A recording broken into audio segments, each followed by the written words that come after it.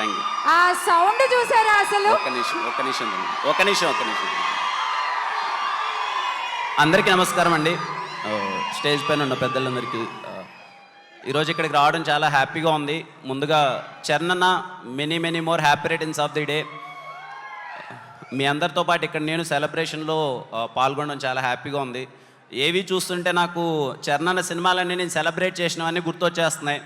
తిరుపతిలో group theatres 2007 September 28 చాలామంది 100 మంది ఆడ కూర్చొని అందరి డిస్కషన్ అనమాట.